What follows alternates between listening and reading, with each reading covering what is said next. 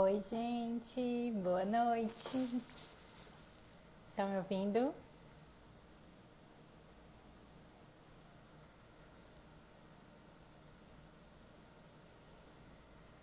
Olá, boa noite.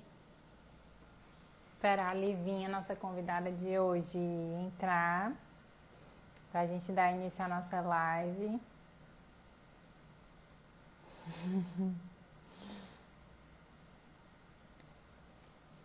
Hoje a gente vai estar falando sobre seletividade alimentar. Deixa eu fixar aqui o tema.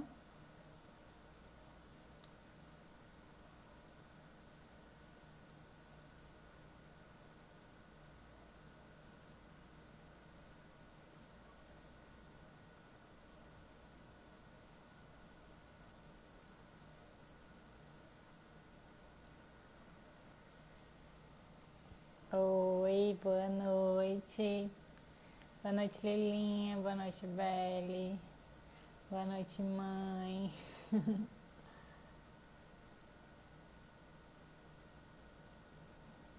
Oi, Rafinha.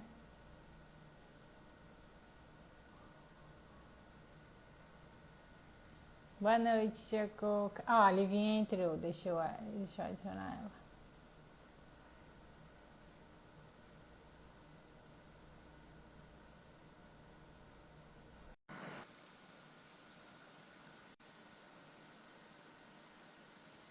Boa noite, Natália.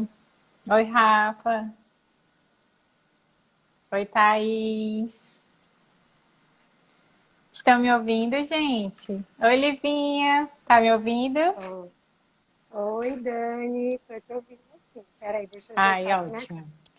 Tá, vocês me ouvem Tá. direitinho também, né? Tô, perfeito. Oi, Renatinha. Boa Beleza. noite. Oi, Mai. Sim, meninas. Hoje a gente vai estar falando sobre seletividade alimentar. Eu tentei fixar aqui, mas não consegui. Enfim. Então, eu vou dar início, né? Eu vou começar me apresentando, depois a Livinha vai se apresentar. Sou Daniela Fiorini, sou nutricionista, sou formada há quase 12 anos, né? Todas as lives eu falo isso. É, Durante a minha trajetória, eu fiz mais essa parte de nutrição clínica funcional em adultos. E aí, depois do nascimento da Maju, que eu me voltei para essa área da materna infantil. E aí, fiz após da concepção à adolescência com a Livinha. E fiz também de nutrição vegetariana, que é um público que eu amo, atendo, me identifico, vivencio, né? Então, eu senti essa necessidade de acolher esse público. Então, por isso que eu fui também para essa área da materna infantil. E aí eu gostaria que a Livinha se apresentasse e depois eu achei muito bacana essa escolha do nosso tema, que eu vou falar um pouquinho da minha experiência, como eu vivenciei isso e como a nutrição abre os meus olhos para essa área. Por favor, Livinha, pode se apresentar. Oi, gente, boa noite. Dani, é um prazer estar aqui com você, né? Entrando no ritmo das lives, né? A gente está muito Isso. acostumada a dar aula, né? A falar mesmo no computador e tudo, mas vem para as lives a gente acha ainda um pouco estranho, né? Mas é legal que esse tema é um tema que muita gente tem, né, curiosidade, que é o não comer infantil, né? E aí, para quem não me conhece, eu sou Olivia, nutricionista, materno infantil, né? Sou professora também, fiz um mestrado e um doutorado também na área de nutrição. E, e aí, hoje eu estou aqui no Ceará, né? Vim de Minas, tenho um pezinho no Maranhão também. E aí eu já estou aqui no Ceará já há 9 anos, quase 10 anos, né? E aí é isso. Maravilhosa. Me identifiquei muito com a Livinha. Tem pessoas que você gosta assim de cara, né, de ver. E na pós, apesar da nossa pós ter sido presencial só uma parte, algumas das meninas a gente compactua muito de de casos clínicos, né? A gente tira dúvidas, enfim, a gente discute bastante nos grupos. E essa troca eu acho que é sempre muito enriquecedora, né, Livinha? E convidei a Livinha para falar desse assunto maravilhoso. Então, gente, eu vou falar um pouquinho da. Começando nessa introdução. Vocês estão me ouvindo? Ou tá travando? Eu estou Tá ouvindo ouvindo? perfeito. Estou. Pronto. Então, assim, falando um pouquinho sobre a seletividade alimentar, a Livinha vai dizer o que é, né, a diferença entre seletividade alimentar e recusa alimentar. Mas eu acho super interessante esse tema, porque antes de eu ir para essa área da materna infantil, a minha filha, a Maria Júlia, começou a ter um processo de recusa alimentar. Na época, eu não estava interligada a essa parte, né, da materna infantil. Então, eu não conseguia identificar os motivos, né? Eu estudava e aquilo para mim era como se fosse uma coisa assim muito angustiante, porque eu como nutricionista não conseguia fazer minha própria filha se alimentar. E agora você imagina, você sendo mãe, não consegue, e ainda sendo nutricionista, o peso ainda era maior, né? E aí, quando eu me vi nessa situação, eu sempre pensei nisso, que o conhecimento, ele acalma a gente, né? Quando a gente estuda, a gente vai atrás, ele dá segurança, ele acalma, ele apacenta, né? Então, eu comecei a estudar sobre essa parte de recusa alimentar, de seletividade alimentar, até que me deram uma instrução de um livro de um doutor que é muito conhecido nessa área, que é o doutor Carlos Gonzalez. Não sei se vocês conhecem, que é esse livro aqui. Eu recomendo ele para todas as minhas pacientes que vão introduzir, que vão iniciar o processo de introdução alimentar, para que a gente tenha menos expectativas, que a gente não se cobre tanto, que sejam uma vivência mais leve, né? Livinha com certeza vai falar sobre, mas eu queria deixar aqui só esse meu relato, essa minha experiência, porque eu fui atrás, eu era nutricionista, né? Sou nutricionista, e mesmo assim eu fui atrás de uma profissional nutricionista materno-infantil capacitada que fosse acolher a mim e a minha família. Porque a gente, por mais que eu estivesse estudando, eu queria a opinião de uma pessoa que já estivesse na área, que já tivesse vivência. E essa pessoa foi a Marina Linhares, gosto demais da Marina, atendi muitos anos na clínica dela. Ela é uma profissional, assim, que eu indico também de olhos fechados. Ela é um amor de pessoa, um amor de mãe, é aquela amiga acolhedora, também é professora, né? E assim, maravilhosa. E ela acolheu a mim, a minha família e me estimulou muito também a ir para essa área depois que eu descobri esse novo mundo, né, Livinha? E aí, Livinha, eu queria que tu falasse aqui um pouco, né? Tem muita gente aqui não sabe o que é seletividade alimentar, o que é recusa alimentar, para a gente tentar desmistificar cada um e dizer, né, o significado das duas. Gente, então vamos lá. Estou vendo que tem aluno meu, tem paciente, né? Aí, boa noite de novo para todo mundo. Quando a gente fala em seletividade alimentar, né, a gente lembra muito de rejeição, né? E aí, no mundo da nutrição materno-infantil, a gente tem alguns tipos de rejeições, né? A gente tem rejeição ao novo alimento, que é chamado de neofobia, e a gente tem as seletividades mesmo, que é o que preocupa muito, né, as famílias, que é quando você tem um leque de opções que a criança come muito restrito, né? E aí, na literatura, a gente não tem ainda, tipo assim, exatamente quantos alimentos uma criança come que vai caracterizar uma seletividade, né? Mas os pais conseguem identificar isso de uma forma muito fácil, né? Porque eles conseguem elencar que entre os alimentos que a criança come, convencional e não convencional, tem poucas opções, né? E eles conseguem identificar isso também porque a criança faz uma refeição que não é uma refeição colorida, né? E toda vez que a gente fala de rejeição alimentar ou de seletividade, isso preocupa muito as famílias, né? Então a gente sempre dá muita atenção e sempre fala que sempre tem algo por trás de uma criança seletiva, né? Porque para algumas famílias, né, já é tão comum, né, as crianças no Brasil e em outros locais também não comer de forma adequada, que aí muitos pais vão, né, vão empurrando, vão achando que aquilo ali faz parte, né, do habitual da alimentação de qualquer criança, que é comum, né? Quando a gente já sabe, né, que é possível fazer muita coisa, né, por essas crianças que têm algum grau de seletividade alimentar, né? E preocupa muito a família a criança que não come, né? Em geral, o que os pais de crianças pequenas querem é que criança coma muito, né? Porque já vem ali de uma Sim, cultura, né? Uma preocupação dos de pais de raspar que o a criança prato, né? da criança comer bastante. Tanto é que a gente não pede, tipo, quando É. tem uma criança mais gordinha, raramente, né, a com esse objetivo. Ah, eu trouxe aqui o meu filho porque o meu filho está gordinho, quando ele é pequenininho. Acontece isso quando eles já estão ficando maiores e tudo, e de fato a família Uhum. percebe que é um caso de excesso de peso, né? Que seria Sim, nosso outro lado, né? isso. E Livinha, deixa eu te perguntar, quando os pais identificam que a criança está seletiva, né? E aí eles chegam no consultório e falam, doutor, eu não sei mais o que é que eu faço.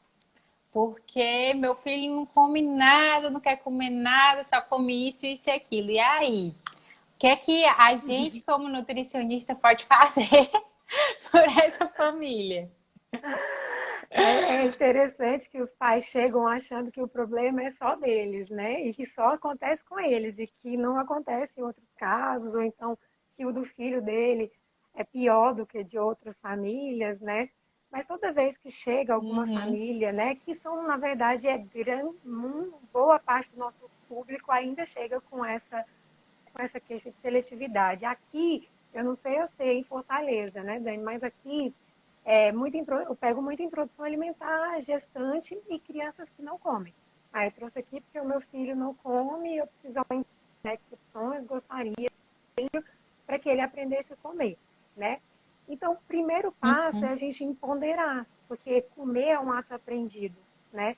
Por isso que a gente destaca tanto a exato. importância dos pais levarem as crianças o mais cedo possível para iniciar esse acompanhamento com o nutricionista da área, né? Porque quando você começa de Isso. uma forma adequada aos 6 meses de idade, que é quando inicia, né, esse processo, fica muito mais fácil, né, da gente conseguir desenrolar, porque quando você começa de uma forma adequada, todo o resto fica Isso. adequado. Porém, isso ainda é a minoria, né? Quando o paciente já começa com a gente desde 6 meses de idade, pode haver algum grau de restrição ainda depois? Pode, né? Que a gente sabe que depois de 18 meses de idade, a criança até os 18 meses, ela vem num ritmo de crescimento exponencial, né? Especialmente no Uhum, primeiro ano.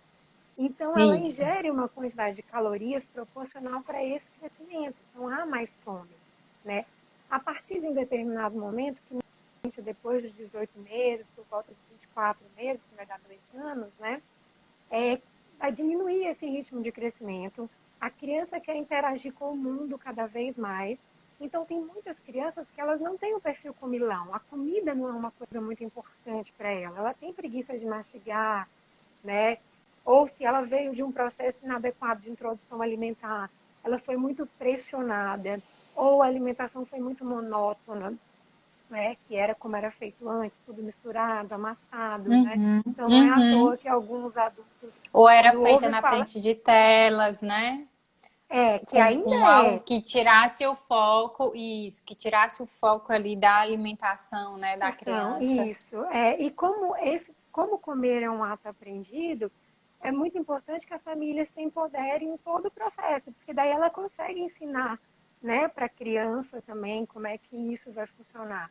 Mastigação, né? Isso. É um ato aprendido, envolve todos os nossos sistemas, então, o olfato, o vestibular de equilíbrio, o tato. Então, quando a criança pega primeiro no alimento, isso já dá uma certa segurança para ela, que está vindo ali, né, Uhum. de uma alimentação completamente líquida, conhecendo só um mesmo alimento, né? Então, a gente empodera, entende qual que é a causa principal da recusa, né? Acontece muito de chegar a crianças depois de 2 anos, ou relatos do tipo assim: ah, Lívia, o meu filho comia perfeitamente até agora, né? Comia todas as frutas, todos os legumes e tal, mas de repente ele não quer comer mais nada, né? E Uhum. aí é que começa a seletividade alimentar. E isso começa principalmente a partir dos 2 anos de idade. Então, Isso. numa tentativa desesperada, né, dos pais para fazer a criança comer, porque incomoda uma criança que não come, né? Então você Sim. fica ali achando que ele não Angustia, vai. angustia tanto os pais que estão vendo, quanto o resto dos familiares, né, também. Isso. E aí começam as tentativas meio que desesperadas dos pais, né? Então entram as telas, né? Tanto de celular quanto de televisão. Televisão. Uhum. Quando a criança ela está conectada, né, na televisão ou numa tela, isso prejudica os mecanismos de saciedade. Ela não sabe, né, ao certo o que ela gosta, o que ela não gosta. Ela tem uma dificuldade nesse processo de aprendizado, né? A Jo está dizendo aqui, é um sentimento de falha, é um sentimento de falha, de impotência, né? Que E você quer você, resolver naquela você hora. tenta fazer isso, exato. E às vezes o que eu observo tanto isso nos pacientes quanto aconteceu comigo. Às vezes a gente fica assim tão cega de querer que o filho coma e a gente não percebe os gatilhos que levaram ele a não querer comer aquilo, tipo uma dorzinha de dente, ou então tá gripado, né? Que isso vai fazer essa redução desse apetite, né? Então, por exemplo, o que aconteceu com a minha filha, por exemplo, é que ela foi muito novinha para a creche. E aí ela, por mais que eu desse de mamar, eu amamentei até 2 anos e 1 mês, mas ela ficou tendo várias crises de gripes por conta da exposição frequente com as outras crianças, né? E aí isso fazia com que ela reduzisse o apetite e não quisesse comer, né? E aí eu ficava assim angustiada, eu falava assim, meu Deus, a criança não come, o que é que eu faço? E entra aquele conflito entre a família, né? O casal que quer colocar, né? Por mais que a mulher estude, nem sempre o pai às vezes estuda, né? E aí a gente vai tentando fazer a forma mais certa, mais perfeita, mas como você disse, às vezes a gente fica tão desesperada que aceita a opinião dos outros, né? E que faz E aquilo que o Gonzalez fala para a gente não fazer, que é pressionar, né? exato, E a pressionar. gente, no processo educacional, a gente tende a pressionar muito, né, as crianças nesse processo de Muito. aprendizado, né? É. Mas então, E, sempre e o o que... respeito, né? Ele fala muito do respeito. Eu acho que uma das coisas que eu mais aprendi com ele foi isso. Que eu, depois que eu li o livro, gente, não é mexendo não, viu? Eu comprei aqui, comprei o livro, mas assim, ele foi uma indicação da Camilona, de uma amiga minha. Ele me serviu para acalmar, me acalentar. Eu, como mãe, saber que assim, eu não sou a única mãe a passar por isso e que isso é comum, mais comum do que a gente pensa, né? E como a gente deve se comportar, porque vai muito. A Camilona está aqui.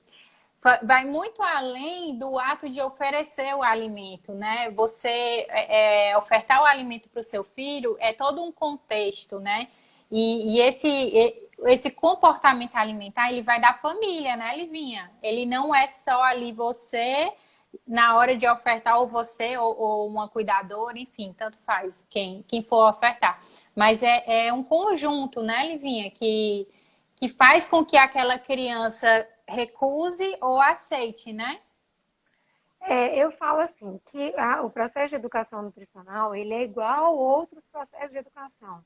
Ele é difícil, eu gosto muito e utilizo muito esse termo educação nutricional, porque eu acho que esse é o termo adequado para a gente usar. Todo processo de educação exige disciplina, exige persistência, exige leveza, exige prazer, porque a gente sabe que aprende melhor quem aprende com prazer e com felicidade, né? Então, isso tudo envolve. Então, por Isso. exemplo, quando uma criança não come ou come pouco, né? Você está vendo ali só a ponta do iceberg. E sempre embaixo a gente tem vários motivos por trás, né? Então, não é frescura que a É, criança não quer comer, né? Então, tem vários é. motivos. Então, tem a tentativa desesperada, que entrou muita tela, uma introdução alimentar inadequada, os pais que estão o tempo inteiro fora de casa e não acompanham a alimentação da criança durante o dia, né? Muitas vezes a criança faz as refeições em horários que são adequados para a logística da casa, mas que muitas vezes a criança não está com fome. Existe Uhum. excessos de leites, mamadeiras, fórmulas infantis, leite misturado Como com massa, substituto, né, Livinha? Muito como interessante você falar isso substitutos aqui. e como conforto, como E alimento de como conforto para a conforto. mãe. Porque a Isso. mãe acha que, É, opa, pelo menos ele tomou a mamadeira, então ele vai ficar bem. Só que, é. na verdade, essa mamadeira muitas vezes é o gatilho de ausência de fome para uma criança que já não tem muita fome, que já está diminuindo o ritmo de crescimento, né? Então, tudo para ela vai fazer muita diferença, né? Sim. Então, identifique E o que eu sempre vejo muito é o isso, gatilho. né? Na nossa geração, ai, não comeu, pelo menos dá o leite aqui, né? Algumas mães que às vezes a gente atende bastante no consultório é assim, ai, meu filho não quis comer, mas eu dei o leite, como se o leite fosse o substituto para aquela refeição, como se o leite fosse o alimentar correto para aquela refeição, né? Isso. E aí, assim, sempre tem algum motivo. Então, a mãe chega lá com a queixa, né, de que o filho, meu filho não come e tal. Então, a gente vai identificar quais são os gatilhos, sempre tem. Né? Às vezes, quando a gente Uhum. começa a atender na materno infantil, a gente acha, talvez o maior medo de muita nutricionista materno infantil é esse, né? Ai, meu Deus, vou pegar uma criança que não come quase nada. Lá no meu consultório já chegou criança que o leque de opções eram 4 alimentos, né? Então, macarrão, pão e mais alguma outra coisa, um suco, né? Aí você acha que não vai conseguir ajudar aquela família. Uhum. Sempre tem um desses gatilhos que a gente sempre tem. Aí, como que a gente começa isso, né? Porque muitos pais, como é que um nutricionista faz para começar esse processo? Identifica esses gatilhos, né? E a partir daí a gente vai começar a evoluir com muitas condutas e orientações nutricionais e sempre deixando algum alimento conforto para a criança. E a partir desses alimentos conforto que a gente identifica, a gente vai evoluindo. Então, por exemplo, a criança come muito e gosta muito de batata e macarrão. Então, a gente vai, em cima desses alimentos, começar a fazer as variações. E aí tem variação de textura, tem inclusão. Muitas vezes os pais acham que para a criança comer bem, ele precisa pegar um brócolis na mão, igual ele fazia na introdução alimentar, pegar com a mão e pôr na boca. E não é Sim, isso. Esse brócolis ele pode estar picadinho junto com o arroz. A cenoura sim. pode estar raladinha no arroz ou num bolo de cenoura feito com uma receita mais caseira e tudo. E a criança sentir essa energia positiva dos pais de eu como uma cenoura, mas é desse jeito. Eu como um brócolis, mas é misturado com alguma coisa. Isso é importante para a Uhum. criança, porque ela acaba vindo recebendo uma carga negativa que é muito enfatizada pelos pais, a todo momento. Sim. Às vezes o pai acha que, Uhum. que a criança é surda, né? Então ele fala para o vizinho, para o pai, para babá, ele não E a come criança nada, ele só não ouvindo, come absorvendo isso, aquilo. ele não gosta disso, ele nunca vai comer isso. Não, ele não. E aí ele vai recebendo, ele vai só absorvendo esse tipo de informação. E o que a gente faz é Isso. encorajar. Essa mãe, ela chega muito aflita no consultório. E aí a gente vai ensinar ela que esse é um processo, né? Ele é um processo lento, mas é um processo que evolui, que ele flui e que ele vai precisar de persistência, né? Aí vai ter a nossa orientação, a gente tem os cardápios de evolução, né? Constância, né? Constância e Persistência, tudo, constância, persistência, respeito, isso. maior presença dos pais, fazendo alimentação com os pais e os pais sendo exemplo. Então, às vezes, por exemplo, o simples fato Isso. de ter alguns alimentos na mesa, né, e você não colocar no prato da criança, desperta a curiosidade dele, pelo menos em tocar, que é o primeiro, né, que a gente fala que é o primeiro passo para poder mais na frente a criança começar a experimentar o alimento, né? Ou conhecer, porque nem esse termo experimentar a gente usa, né? Porque na hora que você fala Isso. assim para a criança, experimenta, prova, então é como se bloqueasse nela, né? Então, só É. deixar crescer e falar assim, olha, porque a criança tem muito essa fase, né? Então você fala assim, ó, esse aqui não foi feito para você hoje, você não precisa comer isso, você não vai comer. Quando você tira a pressão, ela já olha para o alimento de uma forma diferente, né? Então, são vários tipos de abordagem que a gente faz no consultório conforme é o E outra perfil da coisa, criança. Livinha, isso. E outra coisa que eu vejo muito é ser exemplo, né? Eu atendo, às vezes, algumas crianças que são seletivas, daí eu começo a perguntar como que é o recordatório habitual daquela criança e como que é o dos pais. E aí ela fala, ai, doutora, a fulana não come isso, não come aquilo, não sei o que, não sei o que. Fica apontando as coisas que a criança não come, né? E eu falo, e como é a alimentação dos pais? Como é a alimentação da casa? Como é a rotina alimentar da casa? E aí, de repente, aquela mãe, aquele pai, eles se pegam e assim, mas a gente também não come isso. Aí eu falei, então, como é que você quer que seu filho coma se vocês não comem? Se vocês têm que ser o exemplo, né? Então, assim, ai, meu filho consome muitos determinados alimentos. Será que os pais também não estão consumindo esses alimentos em grandes quantidades, várias vezes, com uma frequência maior, não é? Então, assim, eu acho que essa parte uma coisa que eu tenho aprendido muito desde que eu virei mãe é que o exemplo arrasta, né? E na alimentação é da mesma forma, né? Eu observo muito isso, que os pais às vezes querem que os filhos consumam a alimentação mais saudável possível, mais linda e colorida, e quando vai olhar o prato desses pais, estão lá, tem duas cores, ou então não tem praticamente nada, não tem os alimentos que eles querem que os filhos consumam também, né, Livinha? Isso. E aí a gente acaba, né? Aí outra, quando assim, as orientações que a gente dá, principalmente para os pais, né? Para iniciar esse processo, né? É tranquilizar, orientar e tudo. Mas a gente fala, tirar a pressão da criança, não pressionar, né? E comprar para casa, ter em casa apenas os alimentos que a gente orienta que tenha. Porque a criança, ela não compra o alimento. Quem compra o alimento, quem Perfeito. faz acesso é o adulto, Isso. né? Então a família não comprar e ir adotando várias medidas que a gente orienta, né, para conseguir evoluir nesse processo, já é um bom começo, né, Uhum. para isso tudo. Já é um bom começo. Isso. E a partir da metodologia, que aí a gente tem os métodos de adiamento, né, de alimentos. A gente sabe o desafio da criança.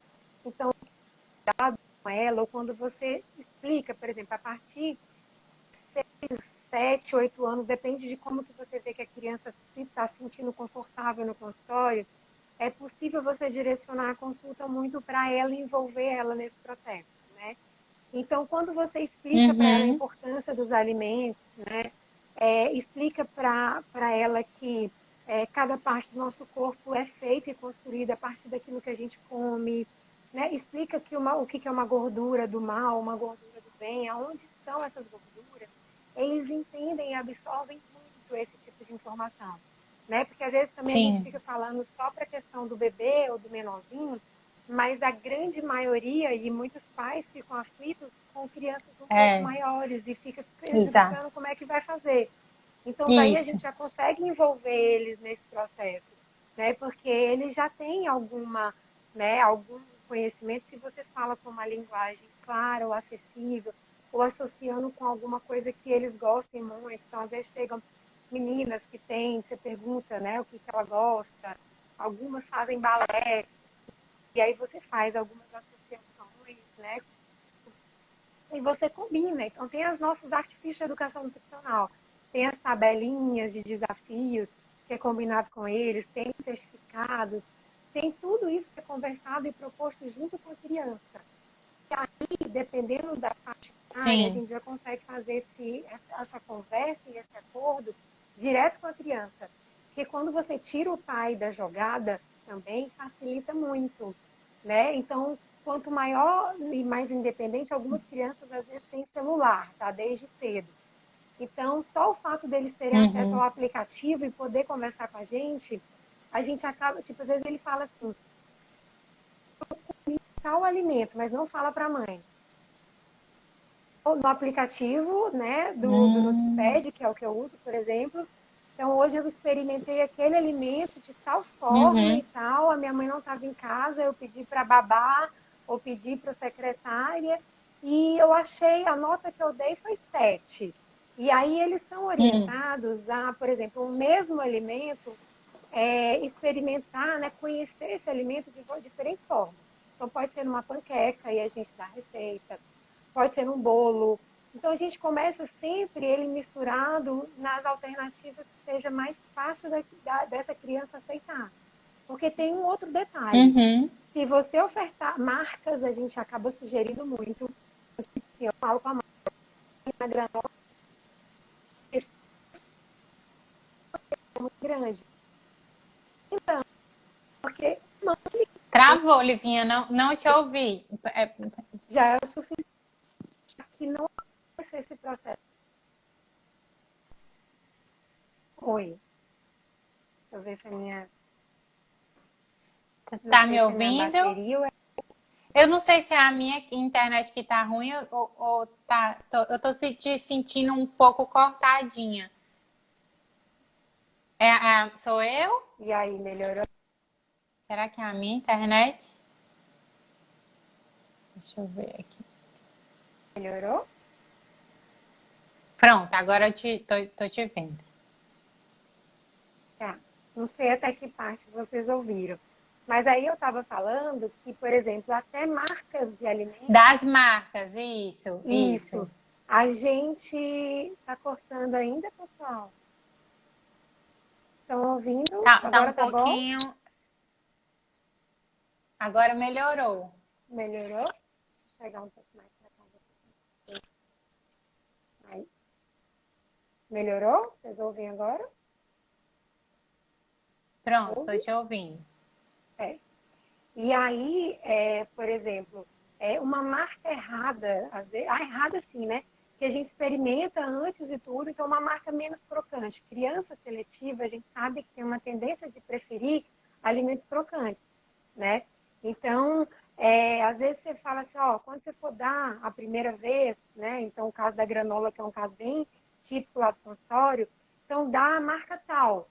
Porque se você não der uma marca que seja bem crocantezinha e que tenha um certo paladar adocicado, se a criança tentar conhecer aquele alimento uma única vez e essa única experiência for negativa para ele, ou de textura, ou de sabor, ou de qualquer coisa, é suficiente para ele não querer ver mais aquele alimento e rotular que ele não gosta daquilo. Então, até nisso a gente tem que ser assertivo, né? Para quando você for Exato. sugerir que os pais comprem algumas coisas bem específicas, porque pela nossa experiência de consultório, você sabe que é naqueles ali que tem uma maior chance de aceitação. E cada vez que a criança começa a aceitar, vai melhorando a confiança dela e dos pais. E aí o processo Isso, começa a fluir.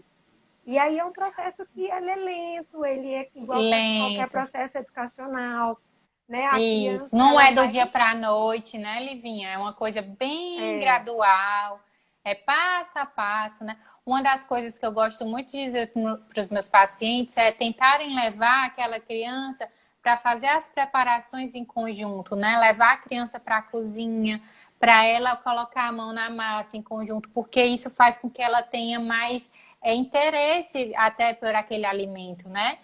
Uma das coisas que eu costumo fazer muito aqui também em casa com a Maju é levar ela para a cozinha, desde quando ela começou na época, com um processo maior de recusa.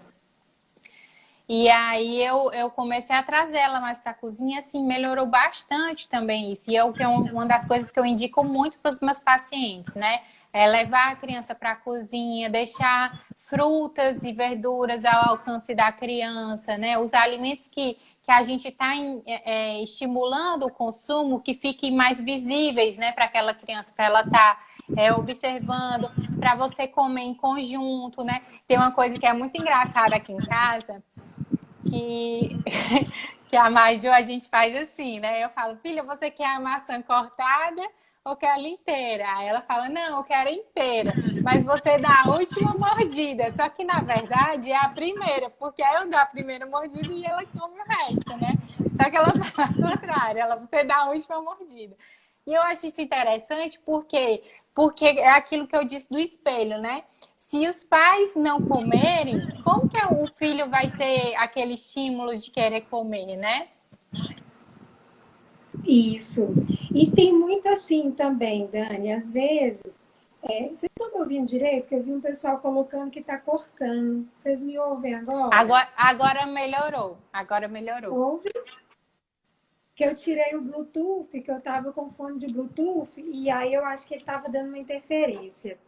Então, assim, às vezes a criança ela come até um leque, assim, um leque de opções interessantes, né? A princípio. Só que aí, em determinado momento, ela começa a enjoar aquele alimento que, mesmo por ser saudável, a família sempre oferece. Ou oferece com mais frequência. E sempre da mesma forma. Até Isso. a criança excluir aquele alimento. E isso acontece para muitos alimentos, né? Verdade. Na cozinha a gente precisa de criatividade também, né? De preparo, porque eles enjoam. Então, às vezes a mãe acha assim, ah, não, ofereceu 2 vezes o alimento que ele comia antes, e fala assim, ah, ele não quer mais esse alimento, né?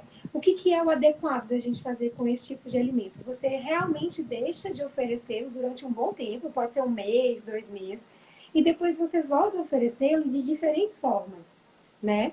Porque aí você consegue não excluir aquele alimento da refeição da criança que vinha comendo Isso. tudo, por exemplo. Isso Isso. já é os casos, né, que você tem ali alguns alimentos de conforto que são saudáveis. Um outro Uhum. exemplo também que é comum é tipo, a mãe fala assim, Lívia, nós estamos evoluindo bem, ele está comendo, agora ele começou a comer a granola, né? Ou ele está comendo chips ou a mini pizza de abobrinha no forno, né? Uhum. Ok. Aí o que a mãe faz, ou a família faz, né? Dá aquilo ali muitas vezes, porque, opa, ele gostou daquilo ali. Só que qual que é a tendência? Aí daqui a uns dias ele não vai querer mais Enjoa. aquele alimento, porque ele enjoou, ele Isso. precisa de variedade, ele precisa de Isso. opções, né? Eles são iguais a gente. Tem dia que a gente gosta de alguma coisa, mas a gente não quer aquilo. Às vezes eu Perfeito. quero comer uma coisa salgada, não é uma coisa doce. Então, uma outra estratégia é você falar assim, ó, filho, tem essa e essa opção hoje. Qual você quer? Sim. E daí ele escolhe, né? Porque o fato dele participar, para ele já é muito importante, porque ele fala, opa, quem está escolhendo sou eu, né? Verdade. Aqui em É. casa eu tive muito, tem aquela fase do não, né? Ah, não, eu não quero, ele era do contra, eu não quero isso, não, não. Aí o que a gente fazia? A gente ia para a mesa almoçar, aí eu falava assim, ó, hoje vamos almoçar todo mundo logo agora, mas o Lucas não quer almoçar agora não, ele vai ficar com fome. E uma coisa que é importante não é que a criança tem que estar sempre com fome, mas a criança tem que saber o que é fome, tem que saber o que é saciedade. Porque tem muitas mães que não dão nem chance da criança sentir fome. E isso é ruim, né? Sim. Porque a criança precisa entender que a gente come para se saciar. Nem muito e nem pouco, né? Então Isso. tem criança que não Exato. sabe o que é fome. E muitas vezes o Uhum. tempero da comida é a fome. Mas aí a criança tomou leite 7 horas da manhã, né? Uma mamadeira grande ou um copão, um copo bem grande. E 8, 8 e meia, a família já quer oferecer um café da manhã. Um Ou lanche. oferece, né? Ou um lanche. E muitas crianças não precisam nem do lanche da manhã. Porque se estiver atrapalhando as refeições principais que são mais nutritivas, porque no Brasil o nosso almoço é muito nutritivo, né? Então, Sim. se a mãe chega com um relato assim, a Lívia, minha filha, meu filho não está comendo mais comida de panela, não quer comer comida almoço e tudo. Qual que é uma estratégia importante? Reduzir o lanche. E às vezes essa mãe chega para mim e fala assim, ah, é porque eu vi na internet que a lancheira tem que ter esse grupo alimentar. Aí ele faz uma lancheira, um lanche na escola ou em casa, muito grande. E lanche é lanchinho, tem doce. É mais fácil a criança gostar do lanche. Aí quando chega na hora do almoço, os pais querem que almoce no horário da casa, só que a criança fez um lanche que tinha um volume muito grande de calorias. Então ele não Exato. vai ter fome. E aí vai Uhum. virando, tudo isso são pequenos detalhes que vão virando uma bola de neve e vai contribuindo para a seletividade. E a criança comer Isso. bem não é a criança pegar um alface e colocar na boca, né? Não é isso que a gente quer. A gente quer que a criança coma bem, que ela coma, cada dia ao longo da semana tem uma variedade boa. Não precisa ser ao longo do dia, mas que ao longo da Isso. semana tem uma certa variedade boa e o mínimo de produtos industrializados possíveis. E aí tudo bem. É o jeito da criança É. comer, né? Perfeito, Olivinha. Uma coisa que eu falo muito para eles, aqui no caso dos pacientes de introdução alimentar e aqueles até 2 anos de idade, né? Que a gente fica boba quando vê o bebê colocando o alface na boca, o brócolis, né? Segurando a arvorezinha, a gente fica super, ai, coisa linda, maravilhosa, né? Eu acho lindo demais quando eu vejo aqui. Só que o que é que acontece? A gente esquece, muitas pessoas focam muito nessa parte dos legumes, né? Não que a introdução alimentar a gente vai fazer, contabilizar essa parte calórica, né? Pelo menos até 1 ano de vida, o leite materno é a nossa base calórica e proteica para aquela criança, né? Só que conforme a criança vai crescendo, a gente tem que contabilizar mais as calorias dos alimentos, né? E aí o que é que acontece? Muitas dessas crianças às vezes ficam só nos legumes, né? E a base calórica, que no meu caso, de crianças vegetarianas, seria o arroz e o feijão, tendem a ter uma recusa, né? Tem aquela fase da recusa dos feijões, né? Ou feijões ou qualquer outro tipo de leguminosa. Por isso que é tão interessante a gente ofertar, além do feijão, outras leguminosas. E aí, Livinha, o que eu queria te perguntar, como é que é essa tua experiência, né? Porque eu sei que é difícil você ver uma criança comendo mais legumes do que a base, que é o arroz e o feijão, né? Mas pode acontecer também. Aí aquela criança começa também a redução de peso, não faz uma evolução grande, né? De peso ou comprimento. E aí, como é que a gente. O que fazer, né? Dani, não entendi sua pergunta. O que fazer quando tem uma redução da ingestão geral? Quando a Da caloria é muito ingestão pequena? calórica. Na Aham. verdade, quando essas crianças elas optam pelos legumes e não pela base calórica maior, que seria o grupo dos cereais e das leguminosas. No meu caso, falando de crianças vegetarianas, e você pode Vegetariana. incluir Uhum. o grupo das carnes, né? Que também tem as fases de crianças que não se interessam, né? Uhum, sim, sim. Que no caso é a minoria, né? Aqui é dificilmente eu pego esse caso, né, Dani? Que é uma realidade É, muito sua. Porque você é muito chique, é muito diferente, né? Atende crianças vegetarianas e famílias vegetarianas, né? Aqui é muito difícil adoro. acontecer isso. Mas o que é comum a gente fazer, que conforta muito as mães, e que a gente sabe que a gente precisa fazer isso também como nutricionista, é a suplementação de micronutrientes, né? Toda criança seletiva lá no consultório, eu acabo suplementando micronutrientes sim, por dois motivos. Primeiro, porque a gente sabe que a criança seletiva ela vem de um processo crônico de baixa ingestão e variedade alimentar. De Então, a nutrientes, chance dela exato. ter deficiência, eu não preciso dosar nada. Eu sei que ela está com várias deficiências de vários minerais, Sim. porque ela não come vários alimentos, né? Então, quando a gente entra com suplementações não calóricas, tá? Tem alguns casos que a gente entra com suplementação calórica, mas quando a gente fala de vitamina e mineral, que seriam os micronutrientes, não tem caloria, né? Então, qual que é o objetivo ali quando eu entro com um polivitamínico mineral bem completo? Primeiro, eu conforto a mãe e deixo ela mais tranquila para que eu consiga trabalhar as minhas metodologias, né? Porque na hora que você Uhum. entra com suplemento, a mãe fala, ufa, pelo menos a Lívia falou que passou um suplemento super completo e tudo, né? Então tem esse ponto que ajuda bastante. O Uhum. outro que a gente sabe da participação do zinco, né, no paladar da criança, né? Então, quando essa criança ela vem com muita deficiência de zinco, né, ela pode sim estar manifestando alguma alteração de sensibilidade, de papila gustativa e tudo. Então, a gente entra com suplementos específicos, né? Uhum. Criança que está em desnutrição, mesmo que seja uma desnutrição oculta, que seria esse caso, elas têm baixo rendimento escolar, elas têm uma certa apatia, baixa memorização, né? Uhum. Então, isso é importante. Então, no começo, eu preciso suplementar.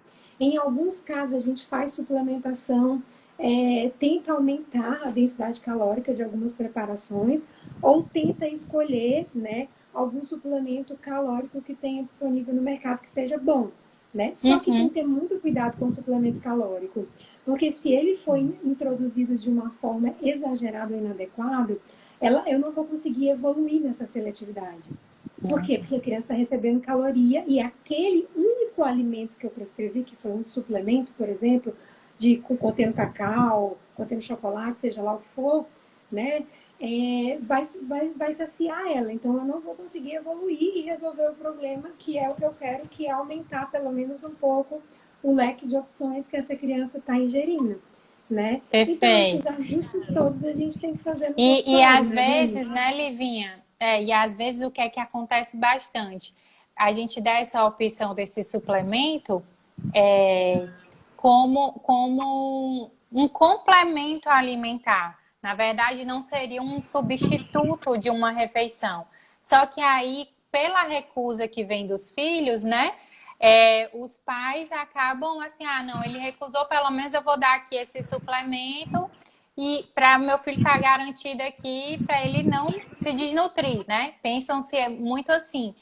E aí esquecem que às vezes isso vai tornando uma bola de neve. Você vai sempre ofertando aquele suplemento, porque a criança vai gostando, é docinho, né? E aí vai dando aquele suplemento e vai esquecendo de fazer a parte da educação nutricional. Então, quando a gente oferta, indica um tipo de suplementação, né, Livinha? Não é como um substituto alimentar, não. Ele veio para complementar essa alimentação e para que a gente consiga fazer em conjunto com a alimentação uma boa nutrição para essa criança, porque se a criança já estiver desnutrida, né, não visivelmente, mas pelo menos nos exames, toda deficiência, gente, a gente cuida de deficiência com suplementação. Muitas vezes tem quadros de deficiência que só a forma alimentar não vai suprir essa demanda, né? Então a gente tem que entrar com a parte da suplementação, sim, né, Livinha? Isso. A suplementação bem usada, ela vai ser muito aliada, né, nossa, principalmente nesse começo que eu vou Sim, precisar evoluir. Então, às vezes, o suplemento pode ser também utilizado de umas formas mais estratégicas, assim, Ivy, hoje meu filho está muito agitado, né, hoje está bem difícil, já ofertei 2 opções lá para ele e tal, e não está indo de forma alguma, ele vai dormir. Aí ok, ele vai, então vai, aí vamos entrar com esse suplemento que ele vai dormir.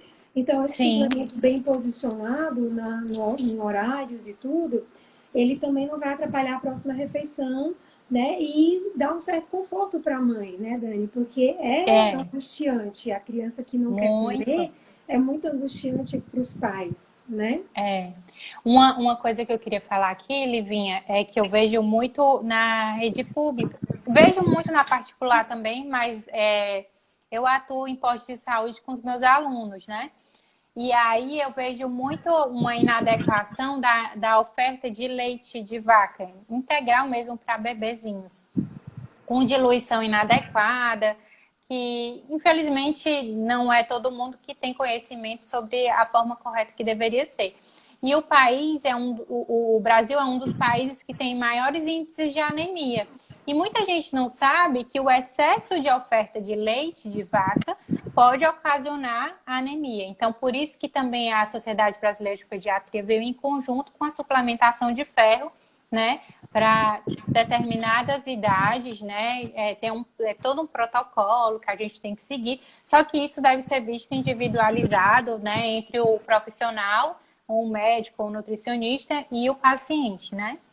Então, o que a gente quer dizer aqui é que, assim, os suplementos, eles podem vir, o leite, né, pode vir, mas não esquecer do restante, né? Não esquecer da educação nutricional, né? Fazer com que aquela criança evolua na alimentação.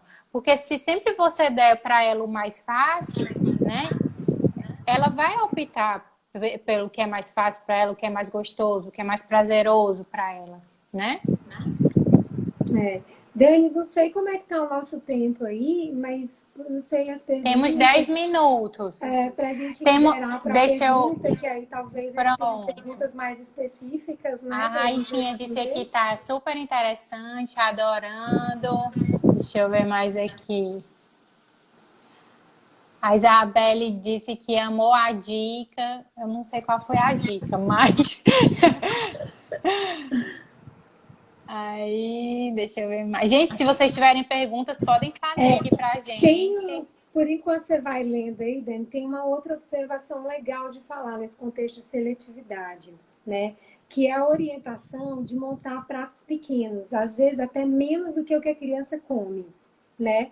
Por quê? Porque quando você monta um prato muito... Na maioria das vezes, os pais acham que a criança deveria comer mais do que ela deveria, né? Porque a gente, como nutricionista, a gente sabe que o prato infantil, ele é pequeno, ele não é grande, né? Isso. E às vezes os pais montam um prato, ou o responsável, montam um prato muito grande. Aí a criança olha para aquele prato e já gera uma sensação nela de incapacidade, ou de, eu tenho que comer isso tudo. Tipo assim, isso é muito para mim, porque a criança tem essa percepção, né? Sim. Então, às vezes, quando você monta um prato pequenininho, é melhor porque você dá a oportunidade para a criança de falar, olha só, eu comi o meu prato aqui, e eu posso até pedir mais, né? E poucos Sim. pais permitem isso. Porque coloca Verdade. tanto para comer a comida no prato que a criança nunca tem a possibilidade ou a oportunidade de falar assim, eu quero mais. Você pode me servir É. mais? Ou eu posso me servir mais? E com o que eu quero? Porque a partir de 3 anos, 4 anos, a gente já consegue fazer isso. Dá para estimular, eles têm Autonomia. boa É. autonomia. E isso também faz parte do processo, né? Perfeito, Livinha. A Jo falou assim: no isolamento, estando mais tempo presente, ambos os pais, a minha filha melhorou 100%, mesmo estando gripada. É o que a gente comentou aqui, né, no início, que você comer junto estimula, né? Você preparar junto estimula. O fato da criança estar com o dentinho nascendo, ou estar gripada, ou estar com algum incômodo, alguma dorzinha, isso vai diminuir o apetite. Eu acho que assim, uma das coisas que a gente tem que focar muito na criança, que a Livinha falou aqui, e é uma das coisas que a Marina comentou comigo na época, se coloque no lugar do seu filho. Se assim, será que você ia gostar de comer aquilo da forma como ele estava sendo, como está sendo ofertado para você, né? E aí, a partir do momento que você se coloca no lugar da criança, você começa a perceber vários pontos, positivos ou negativos, que você esteja fazendo, né? E aí isso pode contribuir para uma evolução melhor, para uma oferta mais leve, uma oferta mais generosa, né? Sem muita pressão, sem querer aquela ânsia por pegar a criança coma, né?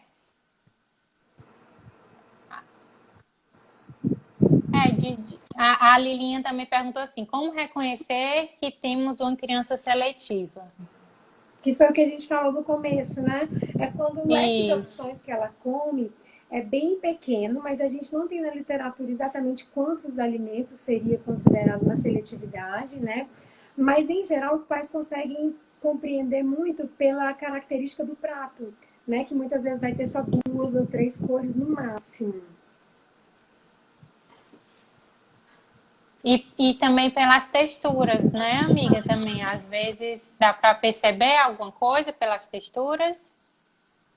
Dá para perceber, Dani, mais ou menos. O que a gente sabe é que crianças seletivas, elas, em geral, recusam mais a textura pastosa. Então, tipo purê, Perfeito. ou coisa que é muito, tipo requeijão, coisa mais mole, eles recusam Uhum. mais. Então, tipo, se você der um biscoito de arroz e colocar alguma coisa melada, isso dificulta Elas muito o tendem a não processo de aceitar. conhecimento. Ela tende a não aceitar. É, tende mesmo. Eu sei, Eu tô passei vendo por aí que isso. a Gabi, eu tô vendo aí que a Gabi, uma amiga minha, mostrou aí, colocou dois olhinhos. A Gabi, ela tem filhos gêmeos e, assim, Ai, ela é meu uma prova Deus. muito legal de contar o exemplo da Gabi. Porque Conte. a gente fez um trabalho muito legal com os gêmeos filhos dela, nesse sentido, sabe? E Foi. eles foram evoluindo do jeitinho deles. E eu falo lá no consultório, comer saudável não é que a criança vai comer um prato de alface, de tomate. Não, a gente só quer diminuir os industrializados dentro de casa, aumentar produtos feitos dentro de casa, fazer com que eles consumam ali aos pouquinhos, do jeito deles. Pode ser até uma feijoada, porque às vezes, muitas vezes a gente vai começando assim. Quando tem um Sim, paciente que chega lá no consultório e fala assim, tá, mas o que que ele come? Ah, ele come feijão preto. Então vamos lá, então vamos por aqui. Algum caminho sim. sempre tem, que tem que ser algo que seja o conforto da criança e dos pais também, É, né? Então acaba que sempre tem alguma coisa por fazer. E eu acho que os pais, o mínimo que conseguem fazer, né, já se sentem felizes nisso. são Porque grandes, se são já é uma pequenas, grande grandes conquista. vitórias, exato. Isso é pequena grande vitória. Então, eu não preciso que o meu filho coma só salada todo dia, não. Eu só quero que Não, ele coma de uma forma adequada, boa, ali no total, no geralzão, para que quando ele precise sair para um aniversário ou no fim de semana, ele tenha essa folga. Ele possa fazer uma escolha ou outra do que ele queira comer com mais liberdade. a Tati tá falando aqui, muito bom. Minha filha come bem e não ganha muito peso, mas a doutora Lívia cuida direitinho dela. Oh, que amor. Meus filhos puxando o saco. Essa parte aí do peso é uma coisa que também é muito relativa, né, Livinha? Essa parte, às vezes as curvas, as comparações machucam tanto esses pais, né? A gente fica um tanto receosa até nessa parte de fazer o processo evolutivo, né? E tem muitos pais que assim ficam angustiados, né, quando vão para essa parte das curvas, quando vão para essa parte assim do pesar, né, a criança, mas ela come bem, ela se alimenta bem e não evolui no peso, né, Livinha? Tem muito isso também. As comparações, né? E É, os comentários dos avós ou dos familiares, ah, esse menino tá tão magrinho, isso vai lá no fundo, né, do coração da mãe. Tipo, vai. ai, meu Deus, tô E achando que assim, eu tô gente, deixando meu filho passar fome. Mas ninguém fala assim, esse menino tá mais gordinho quando começa a ficar, né? não, ninguém. Para dar palpite ruim, ó, basta você ser mãe, viu? Então, tem um monte de palpiteira. Deixa eu ver aqui. O T-Personal Trainer perguntou qual o prejuízo da oferta de recompensas após a alimentação. Tá, vamos lá, as recompensas, né? Quando você fala assim, você só vai comer, você só vai ganhar sobremesa se você comer tudo, né? Que é o tipo da recompensa. Você está dando alguns comandos que são, digamos, negativos para essa criança. Um deles é que você está supervalorizando aquilo que você vai premiar, porque já é o prêmio. Então você está falando para ele que é mais importante o que você vai dar para ele depois do que o que ele vai comer, né? Então, isso é um ponto, né? O outro ponto é que você acostuma a criança e dá o comando para ela de que é importante fazer as coisas na vida recebendo coisa em troca. Então, são vários tipos de ensinamento que a gente aprende pela alimentação, né? Sim. E Ah, que você pode, é então, uma marca que você carrega para o resto da vida, né? é, então, o problema maior das recompensas é essa, né? De você dar para a criança uma chantagem de supervalorizar aquilo que você está dando em detrimento de outro, né? E aí é por isso que a gente não recomenda fazer as recompensas. Exato. A Monique diz parabéns, Dani Lívia. Obrigada, Monique. A Iane falou, amando a live. Parabéns, muito grata, Iane. A Edrine, beijos, gravidinha. Deixa eu ver mais, se tem mais alguma pergunta. Edrine e Monique estão aí, né? Que são as minhas parceiras aqui, nutricionistas materno e infantil também, de Sobral, que estão na A Lívia luta. falou, Mas é um parabéns, trabalho Xará. mas é um trabalho de formiguinha que funciona, né, gente? A gente na materno infantil vê o quanto que isso tem funcionado, o quanto que a gente se sente útil na nossa profissão, né? Porque até uns 10 anos atrás a gente jamais pensava que a gente ia conseguir fazer uma criança que come 4 tipos de alimentos começar a evoluir para comer 10, 12 e por aí vai, né? E aí a gente acaba tendo uma recompensa que é nossa mesmo, né? Como profissional ali, de poder confortar, É né, a família. enriquecedor, é um conforto para a família e para o profissional, né? A Lilian falou, amei, meninas, muito obrigada. A tia Luzia, parabéns, doutoras lindas. A Iana, beijos, Iana. Iana foi minha aluna, hoje em dia é Nutri, maravilhosa. A Adriana Torres, parabéns, saudades, professora Lívia. A Monique, muito bom ter vocês como parceiras nessa caminhada. A Monique é maravilhosa. E eu não estava nem reconhecendo aqui a Monique. A Monique, a última vez que eu a vi, acho que foi no congresso que a gente foi, né, da Andrea Frix. Pois, meninas, Adriana, beijos. Gente, então é isso. Se ninguém tem mais dúvidas, mais perguntas, nós iremos encerrar nossa live. Livinha, muito, muito obrigada por ter aceitado participar. Foi maravilhoso ter você assim como companheiro dessa jornada. Eu gosto demais. Uma das coisas que o pessoal fala muito assim, Dani, por que é que tu faz tantas pós? Assim, além dos conhecimentos, eu acabo ganhando muitas amizades. E assim, eu tento perdurar assim, pro resto da minha vida. Muito grata por ter participado. Obrigada a todo mundo que assistiu aqui a nossa live, que participou. Eu vou deixar gravada no meu feed. Sigam a Livinha, tem o arroba dela, né, Livinha?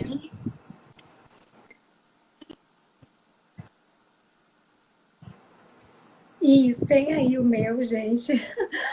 Eu queria ser mais ativa nas redes sociais, mas eu falo, gente, mas a gente escrever um post ou fazer alguma coisa dá tanto trabalho ficar no Instagram, né? Tá. Mas eu sei que Então valorizem, hein? Valorizem aqui as Nutris, porque meu povo, isso dá trabalho, vocês não imaginam o quanto. Imagina com 2 meninos pequenos. Aí que dá mesmo. Dá trabalho e eu nas lives, né? À noite, tudo. Eu, por exemplo, eu tenho que confessar, né? Eu mandei um convite para uma amiga paciente minha que é gestante. Ela falou assim: Lívia, eu vou confessar que à noite tudo que eu quero é deitar e não quero ver live de nada. Eu quero. Aí eu falei com ela: ai meu Deus, você é igual a mim, por isso que eu só se for convite de alguém assim muito. Porque, às vezes, né, você fica ali, mas como fica gravado, eu acho que Que durante dá o para dia ver as pessoas depois. que têm Isso. interesse no assunto, acessem lá. O nosso objetivo é realmente só levar informação, empoderar as famílias, contribuir, né, mais do que qualquer outra coisa. A gente não usa Verdade. redes sociais para né, ter muitos seguidores e tudo, né? Eu falo que a gente se Nosso objetivo desconecta disso. é só ajudar, compartilhar conhecimento, né, Livinho? Porque o conhecimento sem ser compartilhado não vale de nada, né? Isso, e às vezes tem gente que não tem oportunidade de pagar a consulta para o nutricionista materno-infantil, Isso. né? E assiste as lives para ver se consegue, né, entender um pouquinho. Então, é para esse público também que a gente fala e para os nossos alunos que estão sempre aí, né? Sempre apoiando a São gente, que sempre maravilhosos. entram nas lives para apoiar e tudo mais. Pessoal, E obrigada. as Boa nossas noite para todo famílias, mundo um também. beijo. Boa noite. Beijo, Livinha. Beijo. Tchau, Obrigada, viu? tchau. Beijo, gente. Boa Obrigada a noite. vocês. Tchau, tchau.